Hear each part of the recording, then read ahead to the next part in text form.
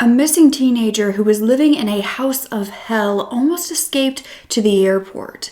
However, instead, she vanished. This is the very recent disappearance of Phoebe Bishop and what has recently been uncovered and who has been charged in her disappearance. You are such a genuine gem. Thank you for clicking on my video. I'm Brooke Makenna and I am so grateful that you are here. Please subscribe if you want more stories like this. You can even sign up to my Genuine Gem newsletter. All you have to do is enter your email and then I can personally send you my videos so you never miss an upload. So this disappearance occurred in 2025. 17-year-old Phoebe lived in the small town of Gingin, Australia near Brisbane. This was a town with a population of about 1,100 people. Phoebe lived with two roommates at the time. They were believed to not be in close relation to the teenager. They were not family members. You see, though Phoebe was only 17 years old, she was living away from her family. She was said to not have the most stability throughout her childhood, and by the time that she was 17, Phoebe was believed to be working for the NDIS as well as receiving monetary support from them. Now, this is the National Disability Insurance Scheme in Australia, known to support people with permanent or significant disabilities to help them live more independently. It's unknown whether Phoebe did have a disability or what kind, but she was believed to get monetary support, which we will dive into a bit more later. But from what I found, the requirements to get support from the NDIS involves being between the ages of 9 and 65, an Australian citizen, and disability caused by permanent impairment or disability-specific support to complete daily life activities. And while we don't know how Phoebe qualifies, this is how she was believed to be making income as well as working as a cleaner. However, Phoebe and her sister were looking for a rental back in 2024, and the next year, Phoebe had found this place in Gingin with the roommates and working as the NDIS cleaner. So she was only 17 years old and believed to be supporting herself fully.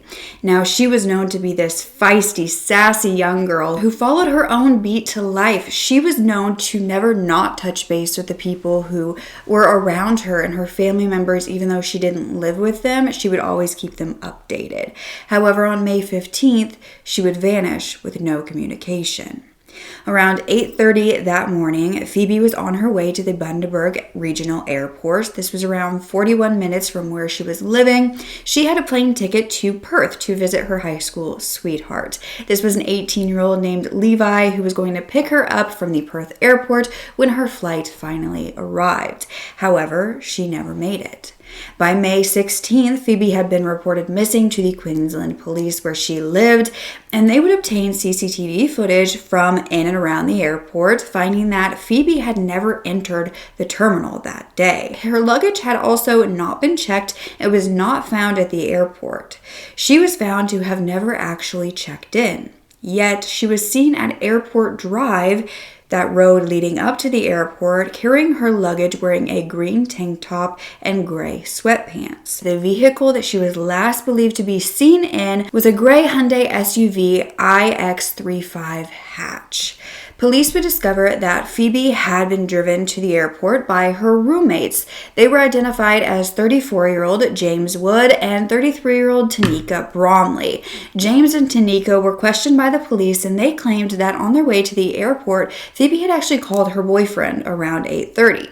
They were having this explosive argument in the car whether Phoebe should do her makeup before she was getting to the airport. She was basically just overstimulated, stressed, and it was really showing through this conversation. So James claimed that they pulled over the car about 1 kilometer or less than a mile from the airport, and James and Tanika then walked off for about 5 minutes to give Phoebe some space to have this conversation. And then when they arrived back at the SUV, they claimed that Phoebe and her luggage were gone. She had not been heard from since. Now, they believed that she had went ahead to the airport and had made it on her flight that day. Now, Phoebe's mother, Kylie Johnson, began posting on social media with photos of her daughter, urging people on social media to call the police. By the 18th, 3 days since she was last seen, more than 400 missing persons posters were plastered across the region.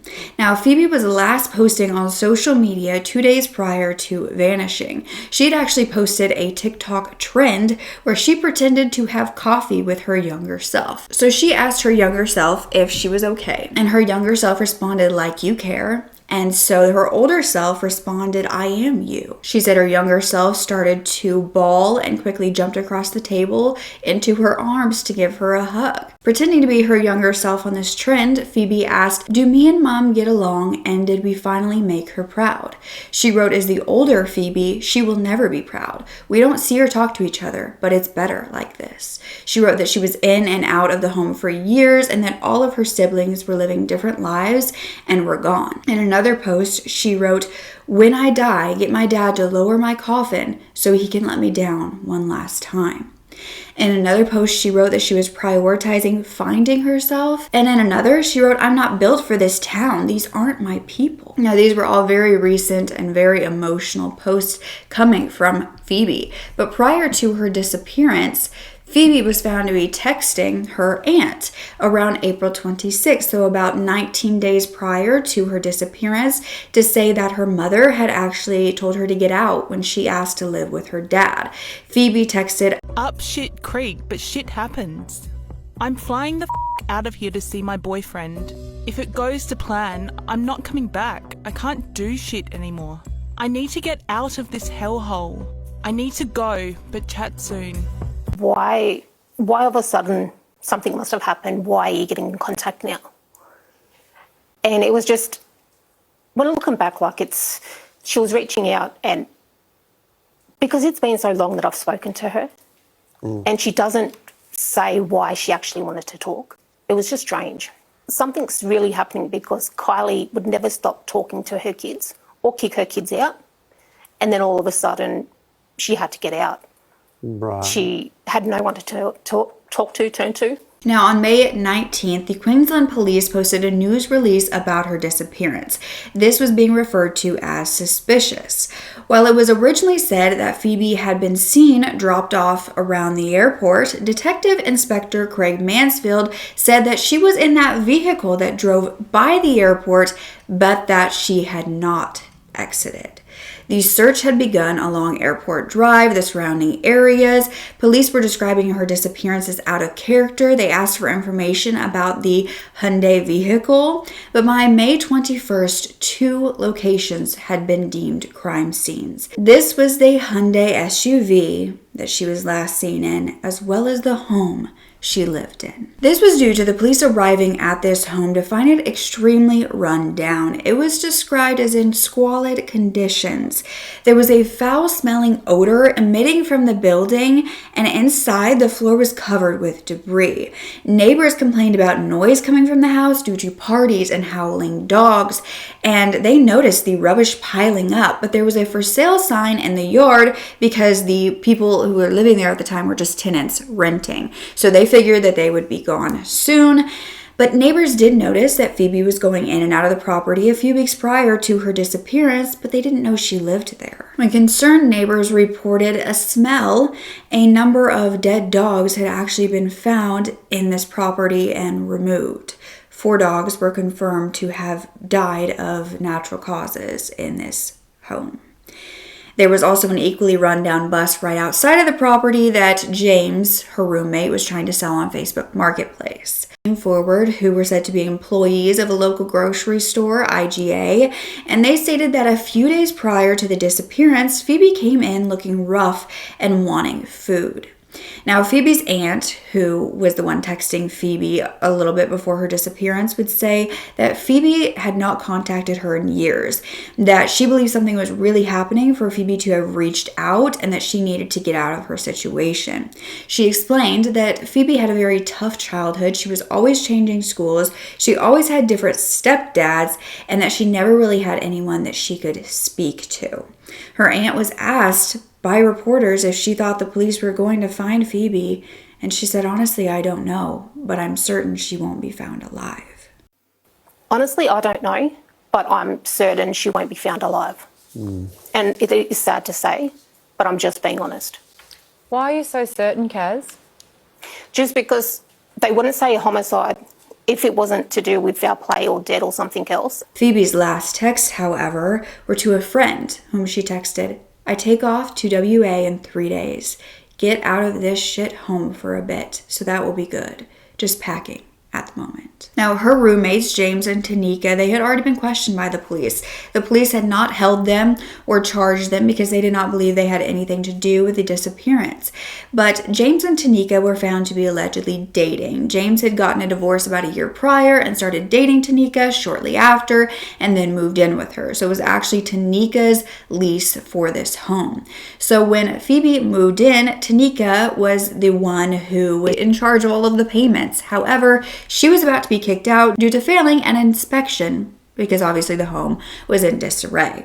She, however, cut all communication off with the landlord prior to this, and the owner, who didn't live in the area, claimed that Tanika had never missed a payment prior to 10 days prior to the disappearance. So this was strange all around.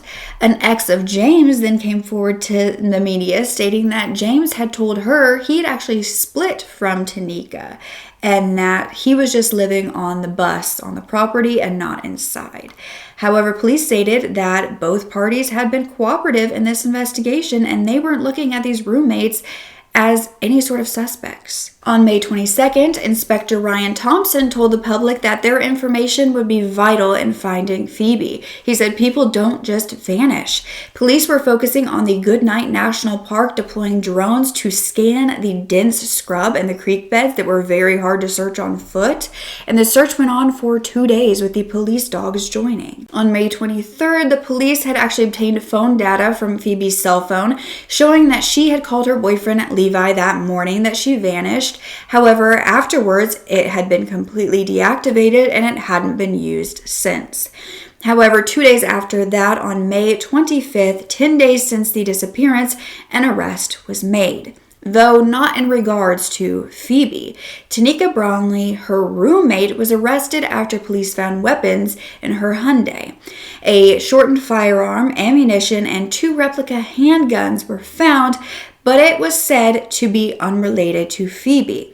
She was given bail. She returned to court with James a few days later. They were questioned by the media about Phoebe, and they refused to answer any questions. Tanika, do you know anything about Phoebe's disappearance? Tanika, where's Phoebe? Tanika? Her house. To the airport? What happened to Phoebe? And that's when a judge ordered no contact between the couple. And then James was also charged with the weapons offense and authority to possess explosives for what was found in that vehicle. The next day, the search for Phoebe expanded. The police believed that evidence had actually been moved from the Goodnight National Park where they were searching prior to their search.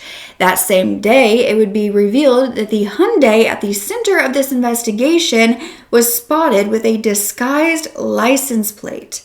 This license plate had different letters and numbers that had been covered with electrical tape to change them.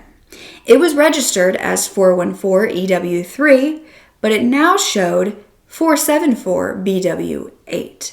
The plate also had NSW written on it, and the Hyundai logo was then transformed to be Toyota. Very badly, may I add. The vehicle had been seized by the police at the beginning of the investigation. They had run their examinations. However, it was no longer in police custody. They had returned it to the owners. Media revealed that texts were sent from James Wood the day of Phoebe's disappearance. Around 9:45 p.m. on May 16th, James began talking with a friend, asking how he was. He replied, "Yeah, been better. How about you?" His friend said, "That's not good. Any word on Phoebe at all?" To which he responded, "No, nothing at the moment, but we are just printing up more flyers to go around and stick up everywhere and keep searching and hope she makes contact with someone." The friend said that surely the airport had footage, and James said that he didn't know, but he also began to say that because he was one of the last people who saw her alive, the cops had asked him if he had done it and if he had hurt her. He said, "WTF, so yeah, that's nice to know that purely because I'm a male and look the way I do, that they are looking into him for murder. Police would then provide an update stating that several items had been seized and were undergoing a forensic investigation, but found no signs of struggle or Phoebe at the national park.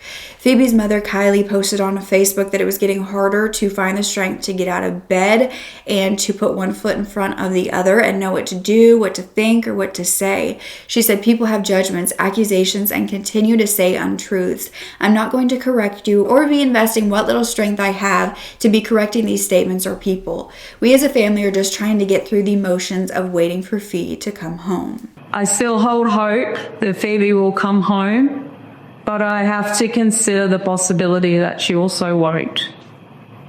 In the worst case scenario, if the worst case scenario has happened, I at least need to know where she's resting.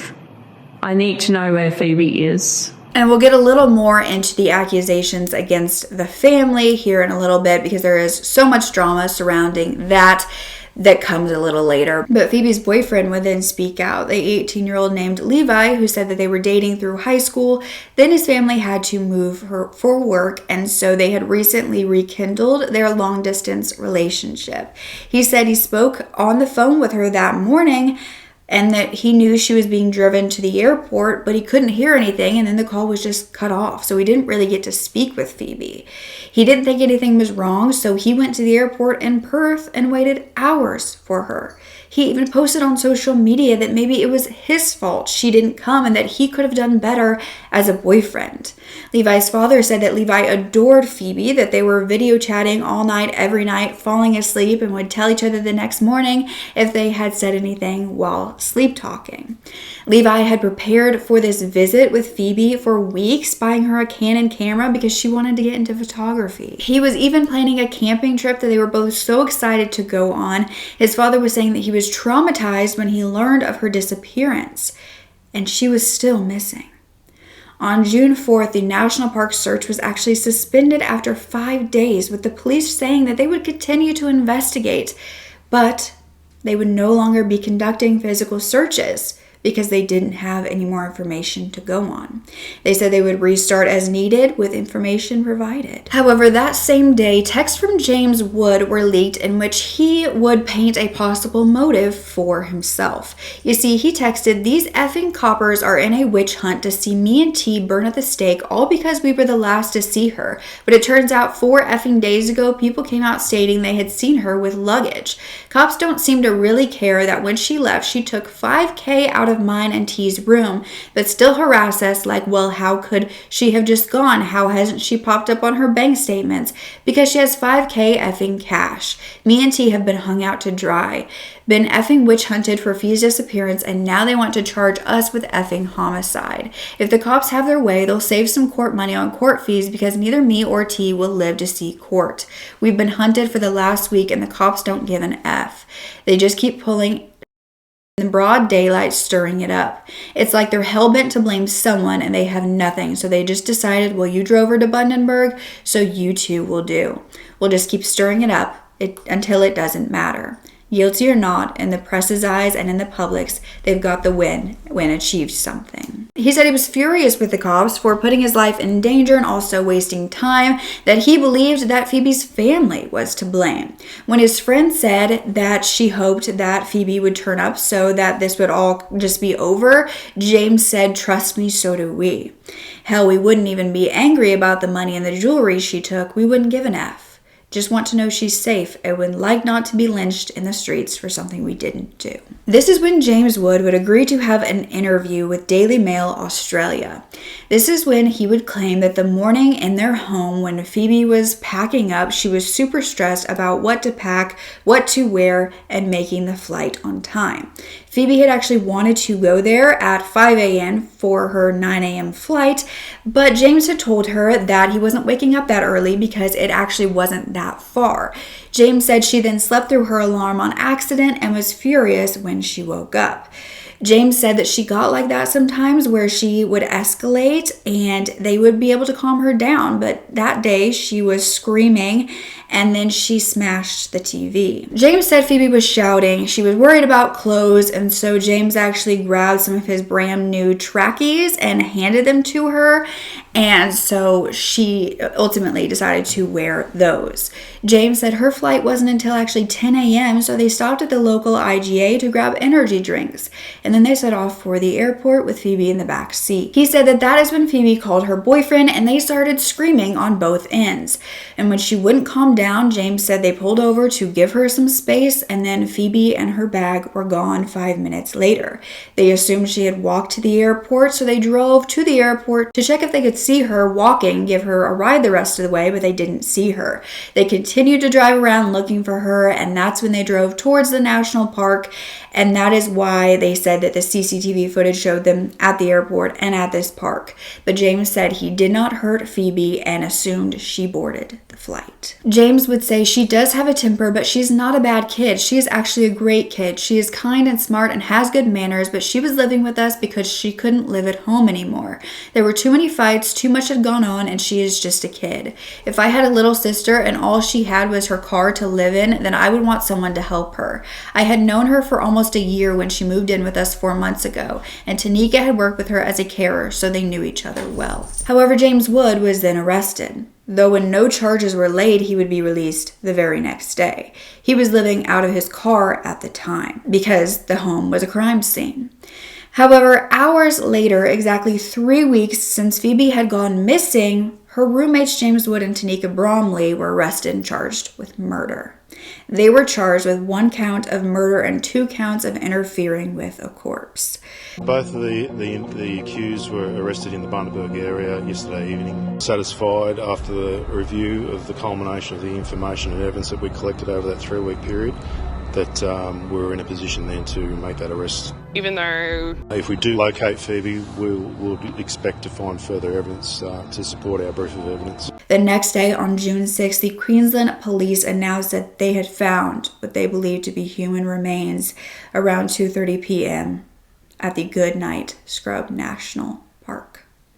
Investigators had found her 5 miles from where they were initially searching due to a family tracking app on her phone. This was in the unforgiving terrain that they were unable to search on foot. During that search, police were assisted with our specialist search capability unit. As a result of that, an area was identified and a crime scene has been declared. Those remains have now been tested and examined further by our forensic capability. They've been identified as being human remains. How confident are you in the evidence that you have against the accused? Well, we are satisfied that we have enough evidence to support our prosecution of these 2 accused. Yes. The remains would have been consistent with the time frame in which Phoebe went missing. Although the remains were yet to be identified, her mother wrote, "I don't think my heart could break any more than it did when you went missing or when the charges were laid. But this is ripping me apart." Investigators believe that James, Tanika, and Phoebe were all in the vehicle when it arrived at the airport, but that the trio never actually left the car. That her body was moved twice, first on May 15th when she vanished, and again 2 days later. The remains were found not too far from the original search area and were not believed to be buried.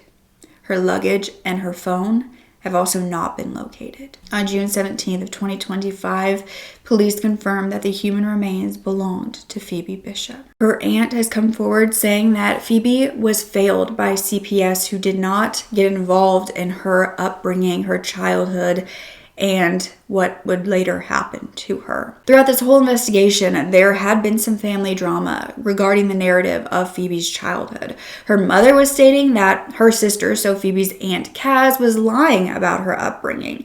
Mother Kylie said that Aunt Kaz was creating a circus with her comments, and none of this was true. This was after Kaz's interview stating that Phoebe would change schools often and had many different stepdads. Kylie wrote on social media that Kaz actually knew nothing about her daughter, saying that she hadn't spoken to her or her children for the last 13 to 14 years. Kylie said, "I haven't always made the right decisions in life, but I've tried my hardest to protect my babies." Phoebe's sister, Kaylee, also stated that none of that the Aunt Kaz said was true, saying that her mother never once used mental health as a reason not to be a mother like Kaz has. Kaz. Kaylee said, "You know nothing about my sister nor brothers. You're only running my mother into the ground because you were proven not fit as a parent by the court for custody over a young man who, by the way, is thriving, all thanks to our mother." So it seems like there was a lot of family drama even before this happened, and Kaz then wrote in response on Facebook that she was aunt by blood, and she was saying that Phoebe's mother wasn't even the one to pay for her missing persons posters, but it was the NDIS. Kaz said that she believed that Phoebe didn't have any disabilities, that she was only a child who was out of control with no parental figure, who then paid a killer to look after her. Kaz said she was confused because she believed that employees of the NDIS had to be 18, so it was strange that Phoebe could have gotten this job. Now, from what I found as far as working for the NDIS, they may hire as young as 16, and NDIS cleaner, which Phoebe was, can be any age.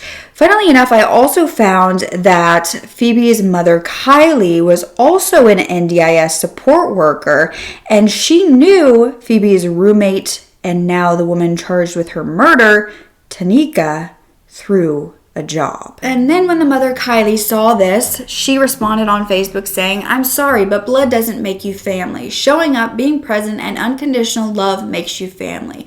Please refrain from referencing my daughter as your family. She may be blood related, however, you know nothing about her. You state Fifi has no disability. Where's your evidence? Where are your professional reports, or better yet, your qualifications to state that she didn't have a disability? Oh wait, you wouldn't know because you didn't know her." I hope that further into this investigation, that is something that is looked into, regardless of whether Phoebe had a disability or not. Why did NDIS allow her at 17 years old to be living on her own and support her financially? Was her mom involved in that process of getting her this support?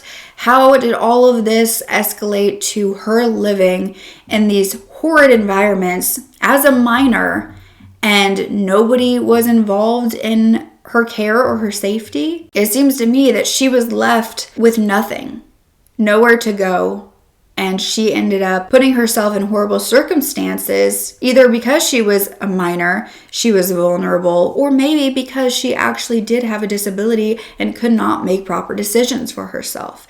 Either way, Child Protective Services did nothing to help her, and it appears as though all of her siblings were also not in the care of her mother as well, and were just out on their own trying to make it with no support. This is something that CPS should have been involved in and should have known. Why was nobody reporting this? Phoebe Bishop's cause of death has yet to be revealed, but her manner of death is believed to be homicide. What do you believe really happened on the way to the airport that day? Were they ever really going to drop her off, or was their plan always to murder her at that point? Do you believe that her roommates did kill her? They seem very adamant that they didn't. However, looking at the home and the environment that they held her in, or housed her in, we will say, it doesn't appear as though they were in their right minds. Because who lives in a home that is filthy, keeping dead dogs until the odor is so bad that neighbors have to call to get them removed? And that was even the worst part. I think I'll put a clip in, but when the police went to search this home, the dead dog's feces were still there on the floor. I can't prepare you enough for this. It's not just what you see on top, it's what's underneath as well. The air tastes dirty and it smells just, I don't know how people can be breathing this. The feces are scattered throughout and they're everywhere. They're everywhere. They're on everything, under everything, they're everywhere. A rubbish dump's probably cleaner. Still sitting on the printer, posters alerting the public to Phoebe's disappearance, allegedly printed by Bromley and Wood. This poor girl was literally living in a hellhole, like she had said. And she had almost escaped. And her plan was to never return. She had a 10-day trip through text, it seems, as though she did not want to go back. Was there a reason for that? Was there something even more sinister happening at that house that she wanted to escape? Is that why these two ended up murdering her? Was the motive really the $5,000 that she had allegedly stolen from them? If so, where is that money now? If they had murdered her and she had it on her, why was he still talking about that $5,000 being missing? Could we track that money and see if they had possibly put it in a bank account or possibly spent some money on something after her disappearance? Or is there $5,000 in their home somewhere? A lot of this investigation has been kept quiet from the public, and I believe that from the beginning they knew that these roommates were suspects, or at least suspicious, but they didn't want to spook them. It seems to me that even though they questioned them and they let them go and they gave them back their car, I think that that was truly a ploy to get them to say more and do more, because they believed that they weren't being looked at, when in reality the whole time they were the persons of interest, and police were just trying to gather enough evidence to charge them. But thinking about what the possible motive could be just baffles me. Why would you hurt this little girl who's living with you? It's interesting that Tanika had not made a payment to the landlord just that previous month and had always made payments before. Were they low on cash? Is that the reason that they were freaking out? Was it really $5,000 that Phoebe had stolen that was the rent money and that's why they couldn't pay? Did they do something else with that rent money and were blaming Phoebe for it? I hate to victim blame in any way, and ultimately this little girl, this minor, should not have been in this environment, and her mother should have never let her live in a place like this. And why didn't anybody who knew that she was living like this do anything about it? What breaks my heart the most is that if she really did want to escape this horrific home, she was so close to that escape. She was so close to the airport. She was at Airport Drive, and yet instead of escape, she was murdered. Did Phoebe know this was coming, or was she completely and utterly surprised? What really happened with that phone call where the boyfriend said he couldn't actually hear anything? Was she trying to call for help in that car and her roommates cut her off? There are so many questions, and I would love to give you updates when more comes out, hopefully when these roommates go to a trial. And I would just love to hear your thoughts and theories down below. But rest in peace, Phoebe Bishop. I wish that this was a better outcome for you. I truly wish that you had had a better 17 years than you were dealt. And I'm sorry that you weren't able to see a life outside of the darkness. But I hope that in some way, the justice that is going to come for Phoebe is a light for her and for the people who did truly love her and tried to help her and were unable to do so. But that is all that has been revealed in this case thus far. Thank you for listening. If you want more stories just like this, I will have some linked down below. I post every single Sunday, so go and binge all of the videos if you haven't seen them. And I would just really appreciate your support. The last video I covered was about Brenda Lynn and her survival story as her entire family was murdered by her abuser, and how this shocking secret would come out and solve a case. I will have that one linked down below if you would like to go back and watch that, and I will have another video next Sunday. Don't forget to speak up. Your voice is powerful enough, and I love you to absolute pieces. Okay, bye.